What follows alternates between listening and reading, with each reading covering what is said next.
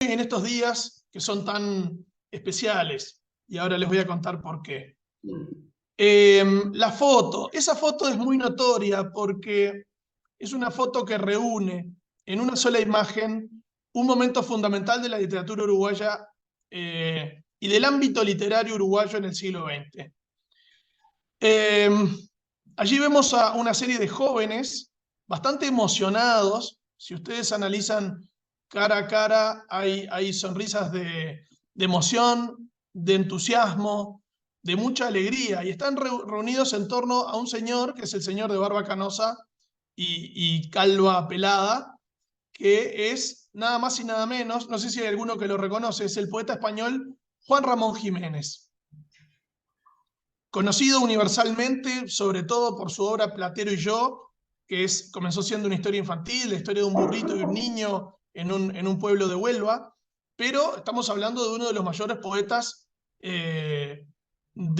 contemporáneos en lengua española, ganador del premio Nobel, en fin, con una vastísima carrera que además fue muy influyente para tanto en España como fuera de España para diversas y sucesivas generaciones de escritores.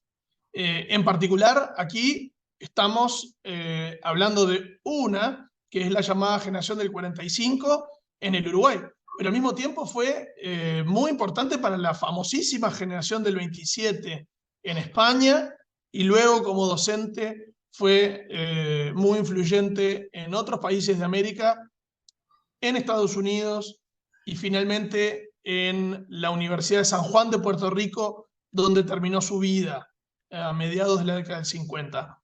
O sea que hablar de Juan Ramón Jiménez es hablar de uno de los popes mayores de la literatura, no solo la literatura española, sino la literatura en idioma español del siglo XX. Esta foto es del año 1948 y se trató de una gira que hizo Juan Ramón Jiménez por el Río de la Plata. Era bastante común que los escritores, bueno, todavía hoy sucede, ¿sí?, que escritores que venían al Río de la Plata obviamente estuvieran en Montevideo y en Buenos Aires, o en Buenos Aires y en Montevideo, dependiendo de dónde parara el barco primero. Y bueno, ahora yo no recuerdo exactamente el itinerario, pero esto es a mediados del año 48. Juan Ramón Jiménez llega junto a su esposa, Zenobia Camprubí, que está un poco en sombras, pero está ahí, exactamente. Allí está Zenobia. Llegan al Río de la Plata y paran en Montevideo. Y en Montevideo la pareja es recibida gracias a la intermediación de un gran intelectual español que ya vivía en Montevideo y que no está en la foto, pero que es fundamental en esta historia. Anoten, José Bergamín. José Bergamín fue un exiliado español. No olvidemos que, a pesar de que habían pasado unos 10 años del final de la Guerra Civil, la comunidad de exiliados, que no eran necesariamente republicanos, yo creo que eran más antifranquistas que republicanos. Algunos claramente tenían simpatías o por el Partido Comunista o por el anarquismo, y eran contrarios al régimen de Franco. Estaban expandidos por distintos lugares de América. Básicamente de América, porque luego de la Guerra Civil, los que pueden huyen a Francia, pero enseguida estalla la Segunda Guerra Mundial. El avance de los nazis sobre Francia hace que muchos de los que estaban, por ejemplo, en París, tengan que tomarse un barco y atravesar en condiciones complejas el Atlántico. Hay algunos que llegan al Río de la Plata, algunos sin dudas se refugian en Buenos Aires, y vaya si será importante su función, porque son los grandes motores o de los grandes motores de la industria, de la nueva industria editorial argentina, por nombrar uno muy famoso, Losada, pero hubo otros también. Hubo otros que se refugiaron en Ciudad de México y también le inyectaron un gigantesco impulso a la industria editorial mexicana, por Rúa, por ejemplo. Otros se transformaron en traductores, como José Gaos, se integraron a la Universidad Autónoma de México. Hubo otros que llegaron a Venezuela, hubo otros que llegaron a Cuba. Bien, uno de los principales refugiados exiliados de la Guerra Civil Española en Montevideo fue José Bergamín. ¿Y José Bergamín qué había hecho en España en los años previos a la guerra? Bueno, había editado, muy vinculado a las generaciones intelectuales españolas, tan en ebullición en la década del 20 y principios del 30.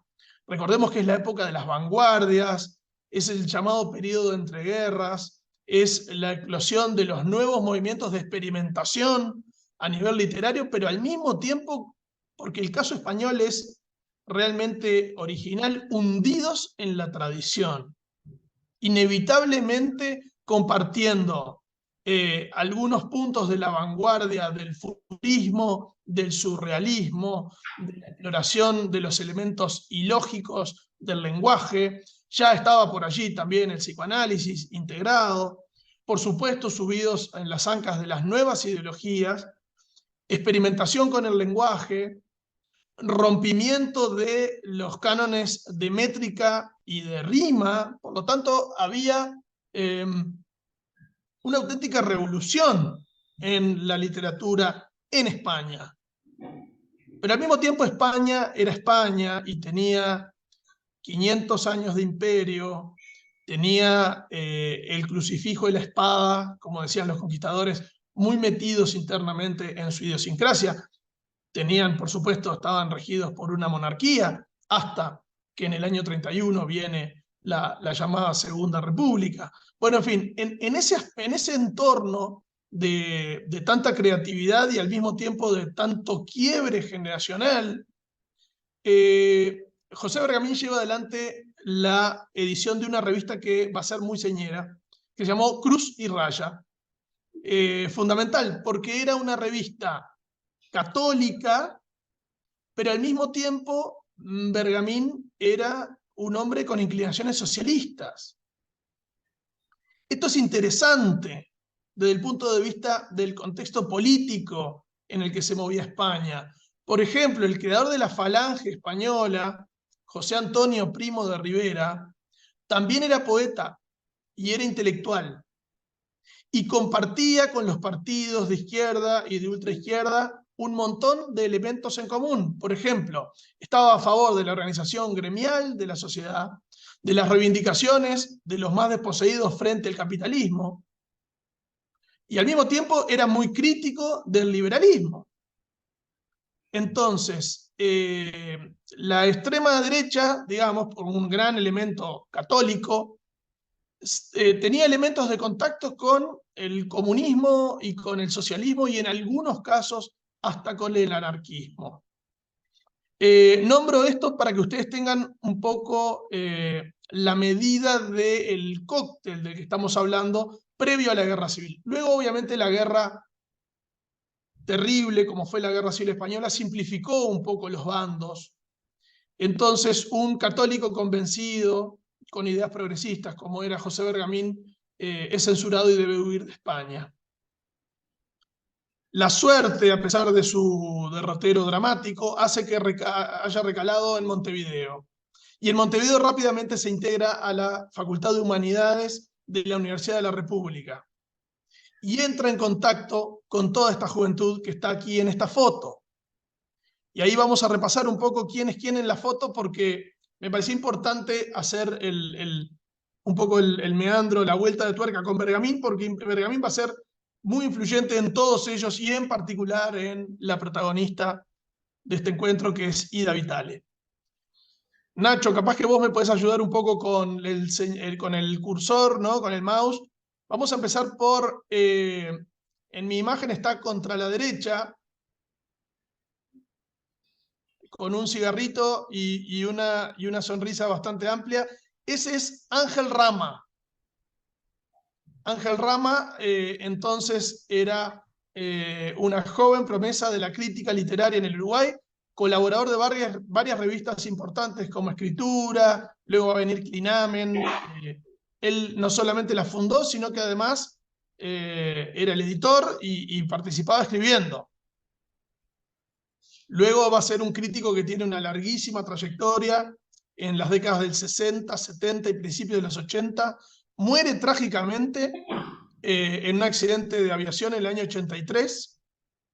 En ese momento, Ángel Rama era la pareja de Ida Vitale, y ya vamos a llegar a ella.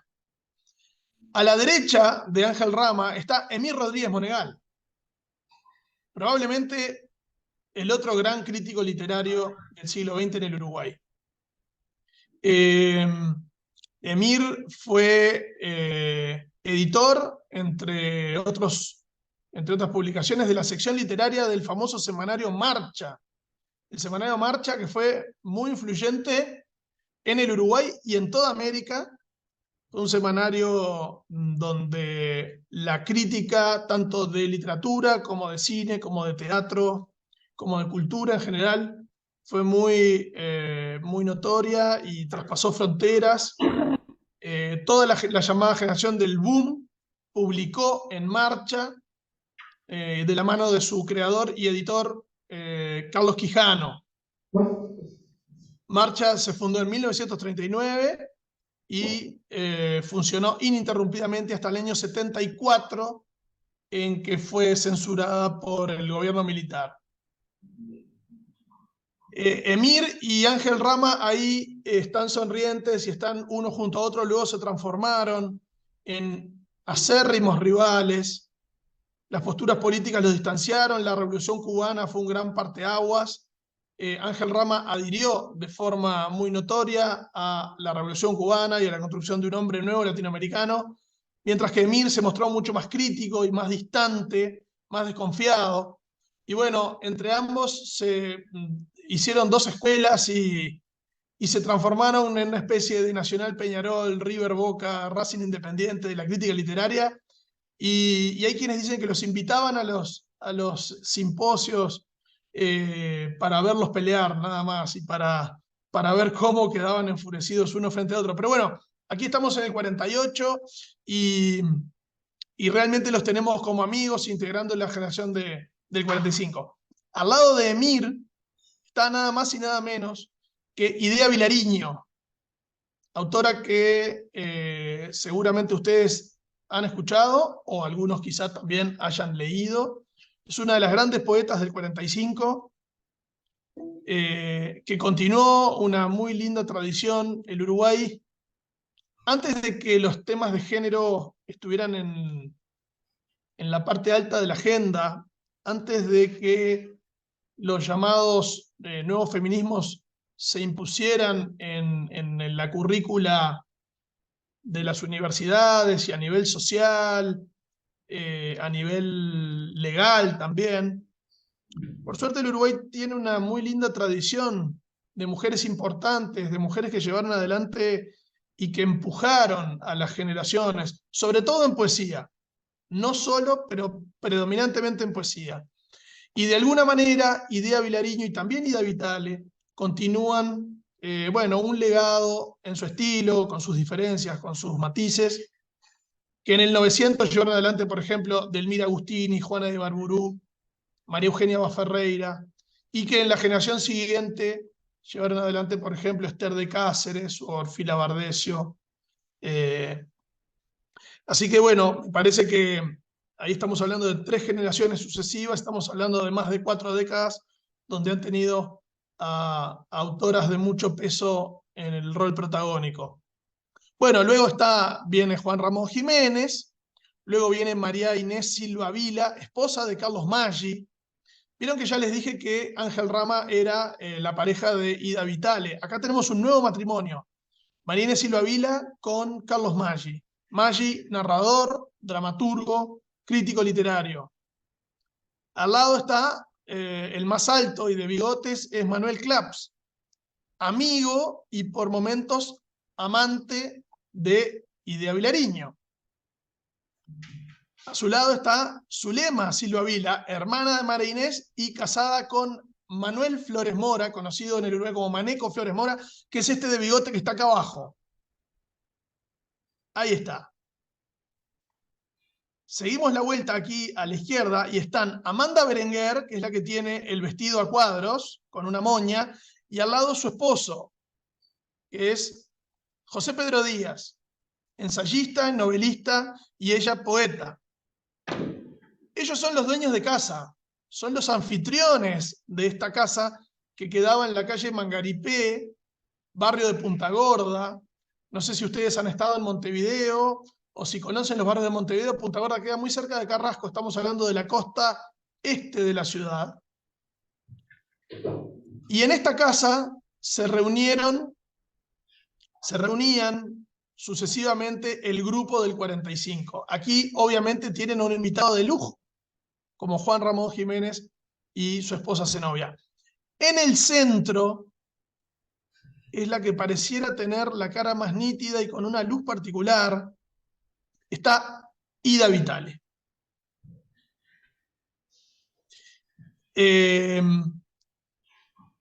Ida Vitale, que integraba el grupo, era unos años más joven que el resto del 45.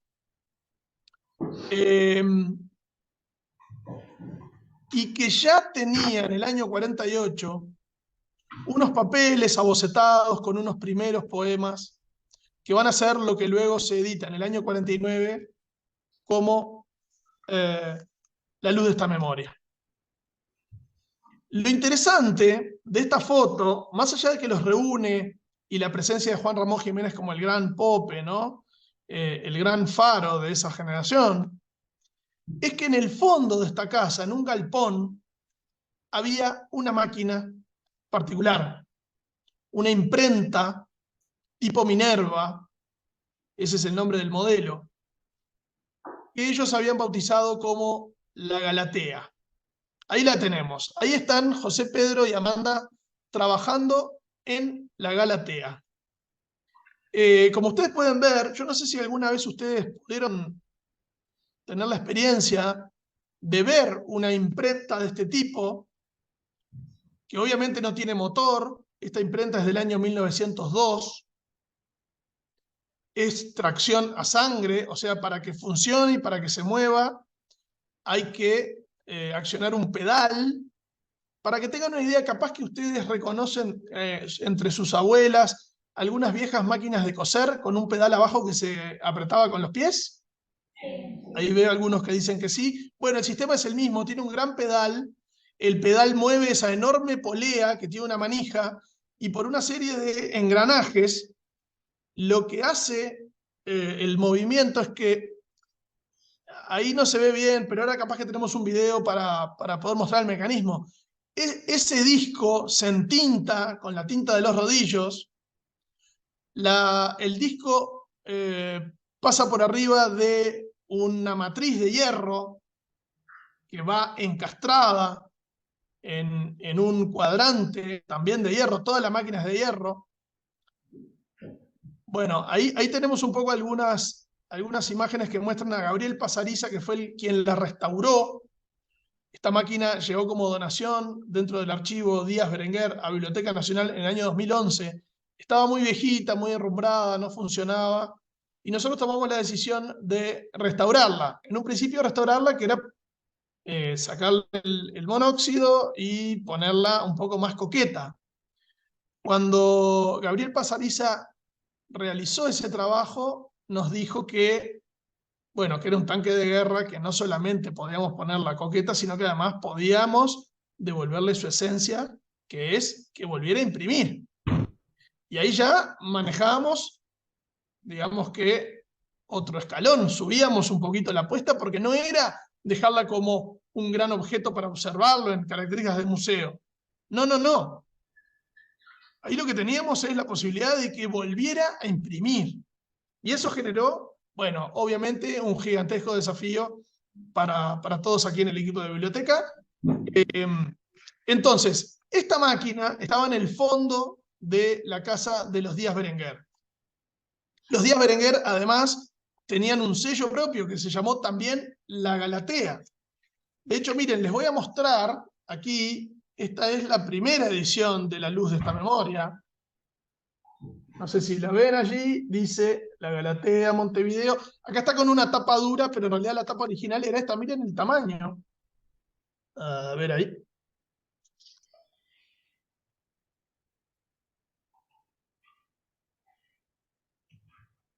Ahí va. Y aquí viene con ese epígrafe de Lope de Vega que le da el título, ¿no? ¿Lo podés A leer? pesar de la sangre que procura cubrir de noche oscura la luz de esta memoria. Este libro fue editado originalmente junto con otros en la Galatea, en esta máquina que restauramos. Por supuesto, ¿quiénes más publicaron allí? Publicó José Pedro Díaz, publicó su esposa Amanda Berenguer, publicó también Jules Supervielle, que fue un poeta importante, uruguayo de origen francés, vinculado a una familia de banqueros en el Río de la Plata. De hecho, hasta donde recuerdo, todavía hoy en Argentina existe un banco Supervielle. Exacto. Bueno, en el Uruguay lo tuvieron en el siglo XIX, me parece que se fundió en la crisis del 29, si mal no recuerdo, y cerró. Pero es la misma familia. Jules Supervielle fue un intelectual importante, él fue un nexo muy grande entre Francia y el Uruguay, en una época en que, bueno, la cultura uruguaya, también la cultura argentina, estaban muy vinculados al universo de lo francés. Por ejemplo, él publicó en Sur con Las Ocampo y estuvo muy vinculado al ambiente intelectual porteño, sin dudas. Entonces, no me quiero ir de tema, pero sí decirles que ¿cuál es la conexión de esta máquina con el 45? Bueno, buena parte de las principales obras, tanto en ensayo como en narrativa, como en poesía, de la generación del 45, se publicaron en esa máquina. Y esa máquina hoy está en Biblioteca Nacional, fruto de una donación que hizo el hijo de José Pedro Díaz y Amanda Berenguer a la biblioteca. Nosotros, como decíamos, la restauramos, volvió a imprimir, y el año pasado tuvimos la linda vivencia de que tenemos los primeros 3 ejemplares de lo que se denomina la segunda época. Bueno, ahí los tenemos justamente. En la vida editorial, cuando hay una editorial que tiene cuando comienza su vida editorial, se le llama primera época. Si eso está interrumpido, luego es una segunda época. Ahí tenemos los 3 primeros ejemplares de la segunda época de la Galatea. Lo primero que hicimos fue publicar la historia de la imprenta. Por eso dice Historia de la Galatea por Alfredo Alzugarat, que es un investigador de Biblioteca Nacional. Y nos gustaba mucho la idea de que la propia máquina imprimiera su propia historia. Creo que tiene algo como, no sé, quizá algo cercano a Ray Bradbury probablemente, ¿no? Algo de humanizar la máquina, esa vetusta máquina, y al mismo tiempo tan pesada y tan dura y tan sutil y delicada. Contó su propia historia en palabras de Alzugarat. Ahí él investigó cómo llegó a manos de Díaz y Berenguer, cómo se les ocurrió la idea de iniciar un sello editorial. Bueno, ese fue el primer ejemplar. El segundo fue Contra el Murallón, de Carlos Maggi, que como veíamos era uno de los que estaba en la foto con Juan Ramón Jiménez, ¿no? Es un cuento bastante vanguardista de alguna manera. Es un ladrón que se pierde en las alcantarillas de Montevideo y que ese que tiene el saco cruzado, el saco claro cruzado con la corbata negra y la gomina a la izquierda. Exacto.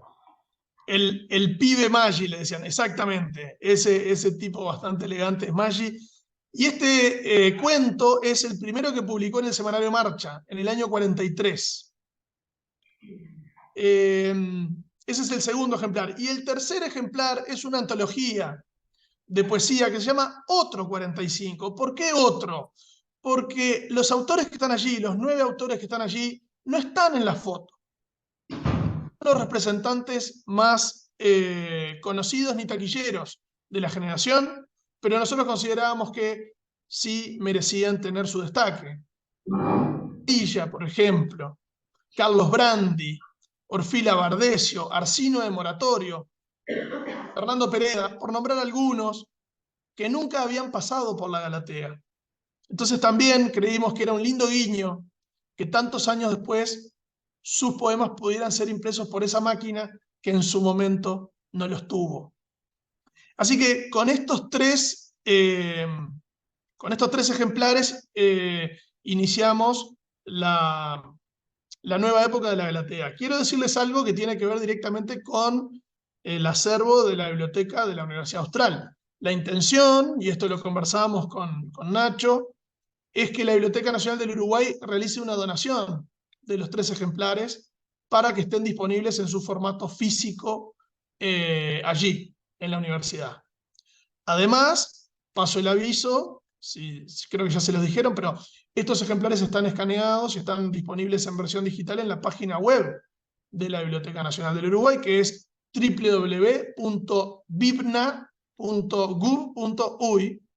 Bibna es porque es Biblioteca Nacional, .gu.uy, que es el dominio del Uruguay. Y bueno, estamos en una semana muy especial, no es casual que hoy estemos hablando y que estemos en este encuentro virtual. Hoy estamos a 30 de octubre, el próximo jueves, 2 de noviembre, Ida Vitale cumple 100 años. Ahí la tenemos a Ida, tan elegante y tan vigente como siempre, a pesar de tener un siglo sobre sus hombros. Ida Vitale, como veíamos recién en la foto, ella ha tenido la suerte y el destino de atravesar un montón de generaciones en la literatura uruguaya, en la literatura continental y en la literatura universal. Ella se divorció de Ángel Rama, con quien tuvo 2 hijos, y se puso pareja con un poeta bastante más joven que ella, casi 20 años más joven que ella, llamado Enrique Fierro. Ellos se exiliaron, en la década del 70 estuvieron en México, se vincularon a la revista Vuelta, una de las revistas más importantes, una de las revistas intelectuales más importantes de habla hispana, dirigida nada más y nada menos por Octavio Paz, el gran intelectual mexicano, premio Nobel de Literatura, etcétera, etcétera. Luego de allí, por una cercanía geográfica también, tanto Enrique Fierro como Ida Vitale se vincularon con la Universidad de Austin, en Texas, que es una universidad muy importante para la literatura latinoamericana. Hoy temprano lo comentábamos con Nacho. Por ejemplo, para que tengan una idea, en Austin está la papelería personal de Gabriel García Márquez y de otros intelectuales de Latinoamérica. Allí tanto Fierro como ella dieron clases. Además, quiero decirles que Ida Vitale, además de ser una excelente poeta, es una gran traductora, sobre todo del italiano y del francés al español, pero también del inglés. Hizo trabajos muy importantes aquí en el Uruguay, también en México y en Estados Unidos. Bien, con la restauración democrática ambos volvieron al Uruguay, y en el primer gobierno de Julio María Sanguinetti, Enrique Fierro fue el director de la Biblioteca Nacional. Él estuvo aquí entre el año 85 y el año 89, y luego volvieron a Texas.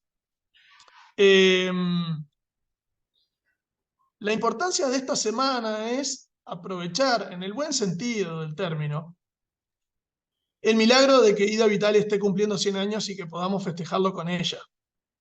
Entonces, uniendo todos estos cabos, desde Biblioteca Nacional se nos ocurrió que podía ser un muy buen regalo, un muy buen homenaje, que pudiéramos reeditar su primer libro de poesía, La luz de esta memoria, de 1949, que tuviera una segunda edición y que no fuera cualquier edición, fuera una segunda edición, nada más y nada menos que en la mismísima Galatea que había impreso la primera edición. Bueno, ese es un trabajo que está en este momento en rodaje. Gabriel Pasariza, que es esa persona que vieron en la restauración, y su proyecto llamado Caja Baja, ahí lo tenemos a Gabriel. él maneja a la perfección, es experto. Primero que es profesor de diseño gráfico, es diseñador gráfico y además es experto en Minervas, en estas imprentas antiguas que tienen todo ese trabajo artesanal que combina, por un lado, lo metálico, es un poco un herrero el que trabaja con estas imprentas, al mismo tiempo es un poco carpintero porque varios de los tipos móviles, esto es muy importante decirlo, vieron que allí se arma una frase, ahí dice, la Galatea vuelve a imprimir. ¿Vieron? Cada una de esas letras es un tipo, o sea, es una letra por separado que debe ser unida inversamente para que en la impresión con el papel quede una lectura de izquierda a derecha, que es la lectura estándar que nosotros tenemos. Esos tipos son los que quedan empapados de tinta con los rodillos y son los que hacen el contacto que se da cuando se acciona el gran pedal que mueve la polea. Ahí tenemos un poquito la acción. Esa hoja en blanco va a recibir la impresión de la matriz de hierro y con tipos de madera entintada. Y allí, en ese contacto, no quiero parecer muy romántico, pero la verdad, en ese contacto poético se da, es como la pregnancia, ahí queda metida la letra en el papel exactamente, y eso permite que luego podamos leer el libro. Esa era la idea. Yo entrevisté a Aida Vitale y escribí un pequeño prólogo. Nacho me dijo que ustedes creo que lo han leído o lo tuvieron. Se llama Un té con Ida, porque fue eso lo que sucedió. Fue una charla como de hora y media, 2 horas, tomando té con unas masitas en su apartamento en el barrio de Malvin, bastante cerca de Punta Gorda, cerca de la Rambla de Montevideo, con ese río que acá en Montevideo cambia de color. Ustedes lo tienen muy amarronado, muy café con leche, porque el lodo del Paraná y del Uruguay se los deja turbios. En Buenos Aires es raro ver el agua transparente. Aquí el efecto de las tormentas hace que un día esté color marrón, al otro día de pronto está verde, al otro día si entra una corriente grande del océano está más azul. Eh, De y hecho, Valentín, para ustedes es el mar. Yo muchas veces escucho que los montevideanos hablan del mar. Es mucho, es Es un agua. difícil llamarle, realmente difícil llamarle río. Nosotros no vemos, no vemos tierra en el horizonte. Lo que sí tenemos es, se dibuja en el horizonte de Montevideo desde la costa, se ven muchos barcos que están estacionados, efectivamente es un estacionamiento, están esperando para entrar o al puerto de Montevideo o al puerto de Buenos Aires, es una zona como de espera, y eso es lo que se ve eternamente. Pero claro, es el mar, es un estuario gigantesco. Entonces, para cerrar, porque ya estamos bien, más o menos estamos cercanos a la hora y también me gustaría eh, escuchar si hay alguna impresión, alguna pregunta, alguna duda, algún aporte. Lo que quería decirles es que probablemente en la segunda mitad de noviembre tengamos pronto físicamente la luz de esta memoria y podamos hacerle el homenaje a Aida Vitale en su centenario, haciéndola volver un poquito a los orígenes, jugando con una circularidad imaginaria en que, bueno, en el siglo de vida ella vuelve un poco a su cuaderno inicial, a su libro inicial. Así que, bueno, yo la voy dejando por aquí. Les agradezco a todos la atención y el tiempo y, bueno, si quedo disponible por si quieren continuar el diálogo.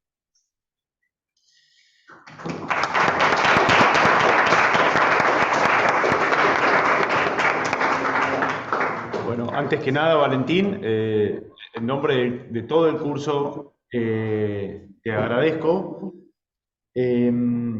Quisiera empezar, nos quedan algo más de 20 minutos más o menos de diálogo o de conversación. Imagino que Ida cumple años el jueves, ¿no es así? Exacto, el 2 de noviembre. ¿Y va a haber algún tipo de acto, de ceremonia en la cual le van a llevar el libro, ella ya lo tiene? La reimpresión, hablo de la reimpresión. El libro está en este momento se está imprimiendo. El libro todavía no existe en formato libro. Tengo aquí algunos, les voy a mostrar para que vean.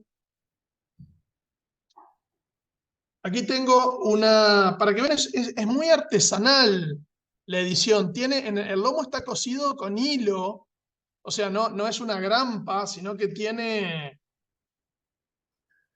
De hecho, hay un juego con el color del diseño, coincide el color del hilo con los que son en azul, tienen hilo azul, los que tienen color verde claro es un hilo al tono. El libro todavía no existe. El 2 de noviembre, Cinemateca Uruguaya va a hacerle un homenaje y se va a proyectar un documental sobre Ida Vitale, que ya ha sido estrenado en pantallas en Uruguay. Es un documental que la acompañó a ella en varios de sus viajes. Recordemos que ella ganó hace pocos años el premio Cervantes. Eso fue muy importante para el Uruguay. El único Cervantes, que es como el Nobel en importancia en lengua española, lo tenía Juan Carlos Onetti en 1980. Ningún uruguayo había vuelto a ganar el Cervantes hasta 2018, en que lo gana Ida Vitale. Y luego, tras cartón y para mayor sorpresa, lo vuelve a ganar una poeta uruguaya que fue Cristina Peri Rossi, si mal no recuerdo, en el año 22.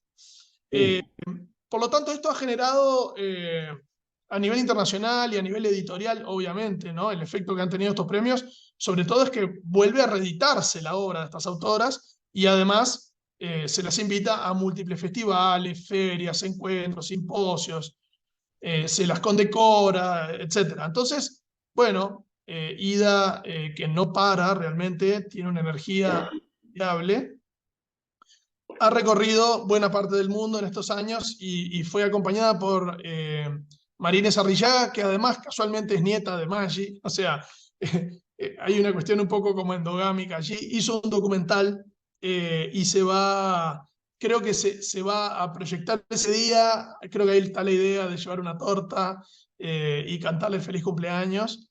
La Biblioteca Nacional probablemente, como les decía, para finales de noviembre hagamos un acto donde formalmente presentemos el libro y le entreguemos ejemplares. Antes de que aparecieras en la pantalla, estábamos repasando algunos de los poemas que ellos leyeron para esta clase. Y vos sabés, Valentín, quizás no todos en el curso son lectores habituales de poesía. ¿Sí? Yo te quería preguntar específicamente sé que sos conocedor de la primera etapa de la obra de ella como poeta. ¿Cómo definirías la poesía de ella si es que se puede hacerlo? Bueno, es una empresa no sencilla, pero diría que hay algunos elementos que se distinguen, por lo menos a nivel descriptivo como primer paso, y luego podemos ahondar un poquito más y penetrar ya a nivel conceptual. Pero, por ejemplo, en La luz de esta memoria y en Palabra dada, que son los dos primeros volúmenes de poesía, hay algunas constantes, algunas que se distinguen también como representantes de la generación del 45.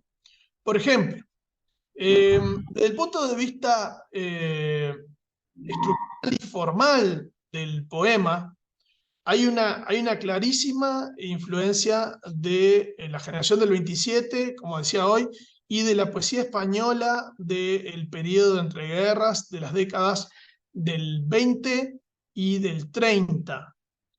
Se nota una influencia, por ejemplo, de Rafael Alberti. Se nota sin dudas una influencia de Federico García Lorca. Se distingue al mismo tiempo la lectura de los clásicos, porque también en el caso español ese puente es muy notorio. Quizá por aquella frase tan manida, ¿no?, de que para experimentar, hacer cosas nuevas, hay que conocer muy bien todo lo que pasó previamente y hay que tener una base sólida en los antecedentes para animarse a saltar al vacío, ¿no? Federico García Lorca fue un gran lector del siglo de oro español, de la poesía de Quevedo, de Góngora, de Cervantes, de Lope, de Garcilaso. Estoy hablando muy, muy a grandes rasgos, ¿no? Lo mismo para poetas, bueno, a ver, Cernuda, Gerardo Diego. Estamos hablando de la poesía grande española de las décadas del 20 y del 30. Ahí se produce, digamos, una revolución y un quiebre con respecto, por ejemplo, a la poesía del 900 o incluso llamada generación del centenario. En el Uruguay, el centenario, estamos hablando de la década del 20, entre 1925 y 1930. Los más futboleros, y ahí me imagino que debe haber un montón de futboleros, conocen, han escuchado, o capaz que algunos hasta vinieron, al Estadio Centenario en Montevideo, un famoso estadio que se inauguró en 1930. No voy a hacer referencia a la final del primer mundial entre Uruguay y Argentina, dejemos de lado el resultado, pero sí decir que se llama Estadio Centenario porque, bueno, la República Oriental del Uruguay comenzó en 1830 y en 1930 estaba cumpliendo un siglo, obviamente, ¿no? Entonces, creo que los cambios se producen desde el punto de vista estructural. Por ejemplo, podemos ver en que se rompe la métrica. Ya no estamos hablando de versos con una métrica regular. No estamos hablando de respetar determinada cantidad de sílabas en cada verso. Se rompen las formas clásicas, se rompe el soneto, por ejemplo, ¿no? Recuerdan, el soneto son 2 cuartetos y 2 tercetos. Es un total de 14 versos, ¿no? Con determinada métrica, pueden ser versos alejandrinos, pueden ser endecasílabos, bueno, en fin. Eso se rompe. Se da paso a el verso libre. ¿Qué significa esto? Es una cantidad irregular de sílabas por verso. Las estrofas se vuelven mucho más sueltas, no tienen la rigidez de una serie fija. Entonces, esto permite una versatilidad en la poesía que hasta entonces no era común. Recordemos incluso que los grandes vanguardistas, los revolucionarios de la poesía occidental en el siglo XIX, como Charles Baudelaire, por nombrar un epígono, escribían con regularidad, escribían con rima y con una métrica fija. Incluso el conde de Lautréamont, Isidore Ducas, antecedente y gran raíz, digamos, su iniciador del surrealismo, nacido en Montevideo, de origen francés, sin duda, padre francés, pero nacido en Montevideo, escribían con una métrica regular y con rima. Esto empieza a romperse con las vanguardias. A partir de las décadas del 10 y del 20 esto empieza a cambiar. Bueno, los poetas del 45 lo utilizan y vaya si lo utilizan. El caso extremo probablemente es un poema bastante conocido de Idea Vilariño que se llama Ya no, y que tiene estrofas donde las únicas palabras de esa estrofa son las 2 palabras monosílabas, ya no. Eso implica un cambio estilístico bastante notorio. Ida Vitale también lo hace, si ustedes leyeron La luz de esta memoria, eso sucede. Hay un elemento que me animaría a arriesgar como elemento del contenido, y es que hay un quiebre con respecto, por ejemplo, a las poetas del centenario. Juana de Ibarburu, Esther de Cáceres, que eran militantemente católicas, y eso obviamente también se traslucía en su obra. Juana de Ibarburu tiene un poema dedicado a los ángeles, perdón, tiene un libro de poesía dedicado a los ángeles y a los seres celestes. Esther de Cáceres también. La generación del 45 creo que básicamente tiene un elemento ateo muy predominante. Conversando con Ida Vitale, ella me lo confesó, en su casa existía una Biblia y leían, ella venía de una familia de origen italiano, de anarquistas, y leían la Biblia, pero la Biblia no como un libro religioso ni canónico, sino canónico, como un libro literario. Y si uno repasa en el índice de este primer libro, o incluso en el título del siguiente, hay algunos poemas que rozan el pensamiento cristiano y la semiótica cristiana sin ser eminentemente poemas de contenido religioso. Por ejemplo, la epístola, Al borde del paraíso, e incluso las elegías de otoño. Y incluso me animaría a decir, esto ya es una interpretación personal, pero en todo caso, palabra dada. ¿Quién es el dador de la palabra? ¿Quién es el que le otorga a los hombres la función de nombrar? Bueno, quizá allí podría haber una lectura edénica, quizá allí podría haber una lectura del propio escritor, el poeta, como receptor y como creador. En fin, creo que se pueden abrir alguna serie de desdobles vinculados a el escritor como un creador de mundos, y eventualmente eso podría llegar a tener o no un paralelismo bíblico. Pero ahí creo que podría nombrar 2 o 3 aspectos de esa creación inicial de Ida Vitale, que tiene una obra muy extensa, de la que yo confieso además que no la he leído en su totalidad. Y acá sí me gustaría nombrar algo que también lo hablamos previamente. Ida Vitale fue una escritora que vivió mucho tiempo fuera del Uruguay y realmente poco leída dentro del Uruguay. Fue rescatada desde el punto de vista literario por una editorial independiente llamada Estuario, y comienza a ser publicada hacia finales de la primera década del 2000 y a los inicios de la década del 10, ahora, hace unos años. Incluso ante esas ediciones o reediciones, no era una escritora que se leyera con notoriedad ni fuera influyente para la crítica literaria.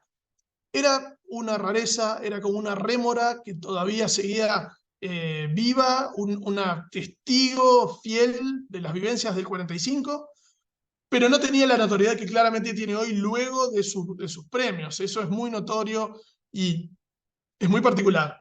Creo que el destaque internacional la ha hecho que muchísima gente vuelva a leerla.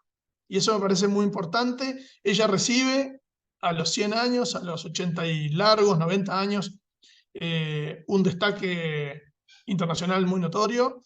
Y bueno, son las vías extrañas en las que funciona el destino. Lo ha conseguido, lo merece y bueno, y quizá también parte de eso es que hoy estemos aquí charlando con ustedes. ¿Tienen alguna pregunta? ¿Sí? Dale, habla fuerte así, creo que te va a escuchar bien. Bueno, Valentín, en la tesitura que mencionabas que para interpretar una obra necesitamos ahondar en el pasado, retomando lo que es la poética uruguaya, en el punto específico o en el caso específico de Juan Zorrilla con Tabaré, ¿qué opinión te merece? ¿Y cuál es la influencia de Tabaré en la lírica o en la poética uruguaya que después incluso influye en Borges cuando él compone Milonga para los orientales? ¿Se escuchó? Sí, a ver, entendí cuál es la influencia de Zorrilla de San Martín o específicamente del poema Tabaré en las generaciones sucesivas uruguayas. Exacto. Sí, en general. ¿O en el 45? No, en toda la historia sucesiva, digamos, en general. A ver, interesante la pregunta. No habíamos nombrado a Juan Zorrilla de San Martín, poeta del finales del siglo XIX, principio del XX, es el autor de Tabaré, que es un extenso poema narrativo de la relación entre una mujer blanca de origen español con un indio charrúa. La verdad es que Zorrilla de San Martín ha sido bastante radiado de los programas. y eso ha influido directamente en su lectura. Yo me animaría a decir que hoy es bastante poco leído Zorrilla de San Martín, salvo en algunos cursos universitarios que abordan concretamente la producción del siglo XIX en el Uruguay. Todos conocemos de memoria algún pequeño fragmento, La flor al río, ¿no? Ese pasaje en el que hay un paralelismo entre la muerte de Tabaré y la caída de una flor en el río y las ondas que van tocando los camalotes y la naturaleza empieza a entristecerse ante la muerte del héroe, ¿no? Es un poeta... es un extraño caso de un poeta neorromántico, es de 1888, si no me falla la memoria, Tabaré. Casualmente es el mismo año en que Rubén Darío publica Azul y ya, digamos, pega un salto en otra dirección. De alguna manera, entre comillas, Zorrilla llegaría un pelín tarde, pero bueno, hay quienes le han encontrado algunos elementos modernistas en su obra. Respondiendo a tu pregunta, creo que hoy está poco leído, ha sido bastante radiado en los programas, no se trabaja tanto en la escuela y en el liceo, y sí se lo reivindica desde algunos lugares, como por ejemplo el Museo Zorrilla, que es su casa familiar, donde, bueno, hay un festival dedicado a su obra y hay algunos intentos de rescatarlo. Pero yo diría que, salvo excepciones, hoy no es un autor tan influyente como fue en otras épocas.